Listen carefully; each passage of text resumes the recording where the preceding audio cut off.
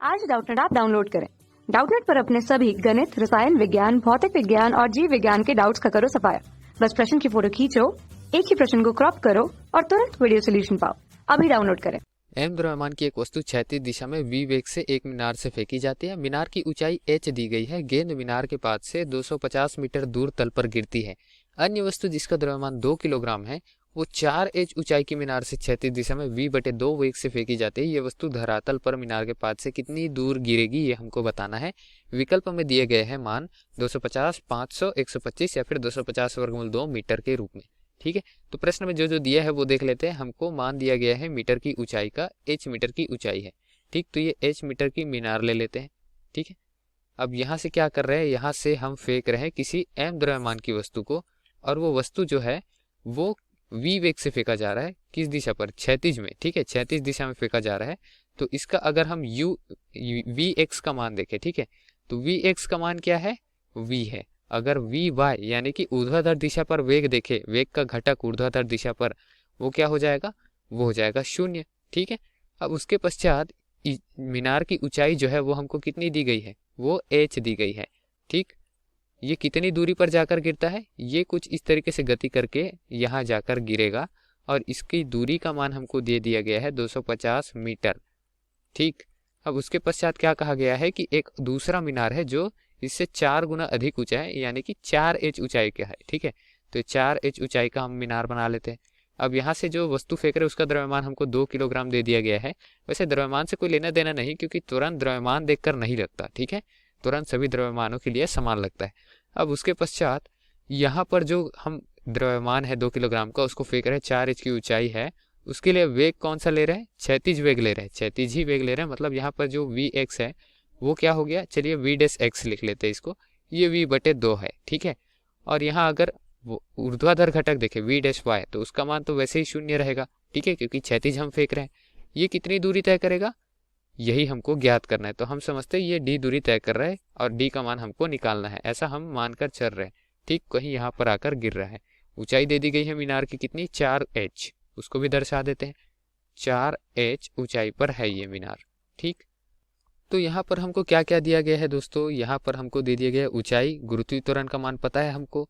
ठीक है, तो हम यहाँ से समय निकाल सकते, कितने समय में ये 0 वेग से इतना है कि ये h दूरी तय कर सके। ठीक है, 0 से प्रारंभ करेगा, त्वरण लगेगा गुरुत्वीय त्वरण, और ये h दूरी तय कर लेगा। उसके लिए हम s बराबर ut धन 1/2 gt वाला सूत्र लगा सकते हैं। यहाँ पर s क्या हो जाएगा? sy हो जाएगा, मतलब ऊर्ध्वाधर। ठीक, और जो प्रारंभिक वेग है वो भी ऊर्ध्वाधर घटक का ही लेंगे, uy। ठीक है, तो uy का मान vy के बराबर होगा, वैसे भी 0 रहेगा। ठीक है, और t का मान हमको ज्ञात करना है, तो ये टर्म तो पूरा 0 हो गया।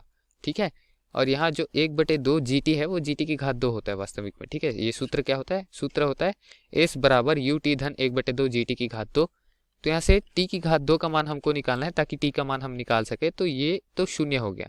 दूसरा पक्ष में 1/2 है, वो दूसरे पक्ष में जाएगा, यहाँ तिर्या गुना होगा और sy के साथ गुणे में आएगा। sy का मान हमने h ले लिया, ये 2 साथ में गुणे में चले गया, 2h हो गया। ये किसके बराबर है? gt की घात 2 के बराबर है।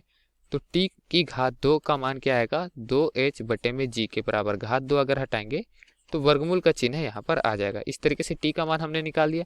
अब इसी दिए गए समय के लिए हम वेग निकालेंगे, हम दूरी निकालेंगे। तो दूरी क्या होता है? वेग गुना समय होता है।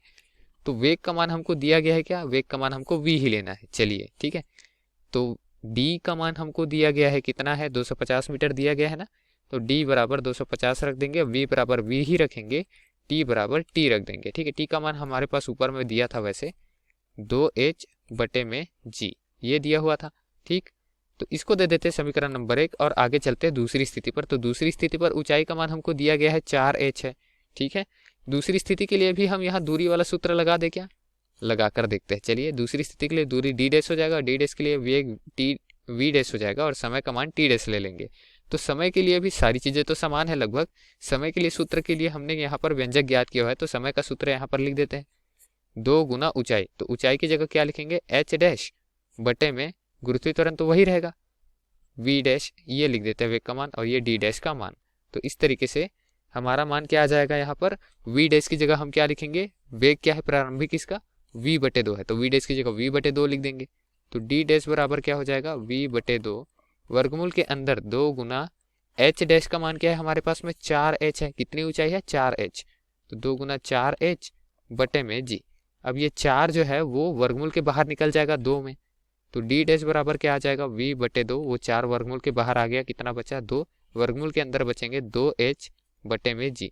तो 2 से 2 कटेगा, ठीक है। उसके बाद आगे लिखेंगे तो डी डैश का मान क्या आ जाएगा हमारे पास में v बटे 2, 2 तो कट गया वैसे, तो v वर्गमूल में 2h बटे में जी।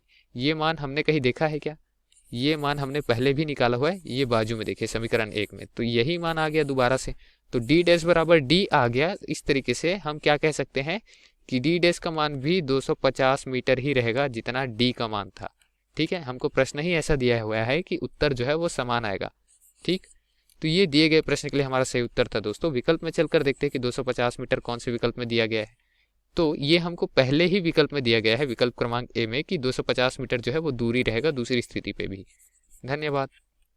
कक्षा 6वीं से 12वीं से लेकर नीट, IIT, JEE वो एडवांस के लेवल तक 1 करोड़ से ज्यादा छात्रों का भरोसा। आज ही डाउनलोड करें डाउटनेट ऐप या व्हाट्सएप करें अपने सारे डाउट्स 8400 400 400 पर।